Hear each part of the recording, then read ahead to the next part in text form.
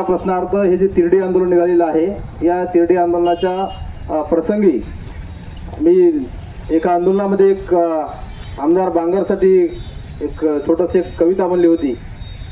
पुन्हा इथं म्हणून दाखवतो.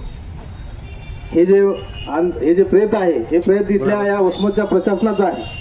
आजच्या तारखेत उद्या भविष्यात एखादी घटना घडली तर आम्ही या एसडीओच्या कार्यालयाला मसनोटा केल्याशिवाय राहणार नाहीत. लक्षात घ्या. लाल लाल पागोटी गुलाबी शेला म्हणा मॅम, लाल लाल पागोटी गुलाबी शेला, लाल लाल पागोटी गुलाबी शेला, वसमतचा एसडीओ मेला त्याच्या मातीला चला. लाल लाल पागोटी गुलाबी शेला, वसमतचा एसडीओ मेला त्याच्या मातीला चला. लाल लाल पागोटी गुलाबी शेला, वसमतचा एसडीओ मेला त्याच्या मातीला चला. लाल लाल पागोटी गुलाबी शेला, वसमतची तहसीलदार बाई मेली तिच्या मातीला चला. लाल लाल पागोटी गुलाबी शेला, वसमतची तहसीलदार बाई मेली तिच्या मातीला चला. मी असं ऐकून होतो की वसमतची तहसीलदार बाई मुरुम खाते, वाळू खाते, अजून काय काय खाते, पण आता मसनोटा देखील खायला लागलेली आहे. वसमतच्या तहसीलदार बाईला या आंदोलनाच्या माध्यमातून इशारा आहे. तहसीलदार बाई, तुम्ही आजपर्यंत कोणाच्याही नादाला लागला असाल, कोणा लुंग्या पुंग्या सुंग्याच्या नादाला लागला असाल, पण लक्षात घ्या, या ठिकाणी या आंदोलनाच्या माध्यमातून तुम्हाला बाबासाहेबांचा रक्त, बाबासाहेबांचा पट्ट्या, बाबासाहेबांच्या अन्यायाला इशारा देत आहे.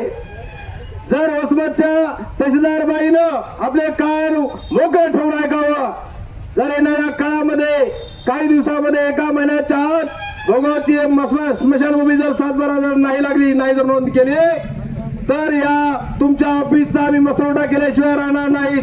हा आमचा तुम्हाला इशारा आहे. तुम्ही वाळू खा, मुरुम खा, रेती खा, अजून काय काय खायचं काय, लुटून खा, तालुक्याला लुटून खा, आमचं काही म्हणणं नाही. परंतु बौद्ध लोकांच्या नादाला लागायचं नाही. बौद्धांच्या स्मशानभूमीमध्ये, बौद्धांच्या समस्यामध्ये हात घालायचा नाही, नाक खुपसायचं नाही. कोणाच्या राजकीय, कोणा गिदडाचा, दलाचा, भडवाचा ऐकून आमच्या लोकांच्या समस्यासोबत खिलवाड करायची नाही. तुमचा कोणा दबाव असेल, काय असेल ते तुम्ही तुमचं निपटून घ्या, पाहून घ्या, तुम्ही तुमच्या वाटाघाटी करून घ्या. परंतु आमच्या समस्या ज्या आहेत त्या समस्यामध्ये तुम्ही नाक खुपसायची नाही. भोगावची स्मशानभूमीचं रेकॉर्डला लागली पाहिजे, ती नोंद झाली पाहिजे. तुम्ही काय करायचं करा, आम्हाला माहित नाही. तुमचा कोणता कायदा आहे, कोणता नियम आहे, आम्ही पाहणार नाहीत. तुम्ही पगारी कशाला घेतात? तुम्हाला पगार घेऊन या ठिकाणी जे बसलेले आहे, गलेलट पगारी घेऊन जर तुम्ही इथं काम करत आहात, त्याच्यासोबत वरचा तुम्ही मलिदा खात आहात, ते मलिदा खा, पगारी घ्या, आणि परंतु आमचं काम करा. आमचं स्पष्ट स्वरूपाचं म्हणणं आहे. 100 वर्षाची आमची परंपरा आहे.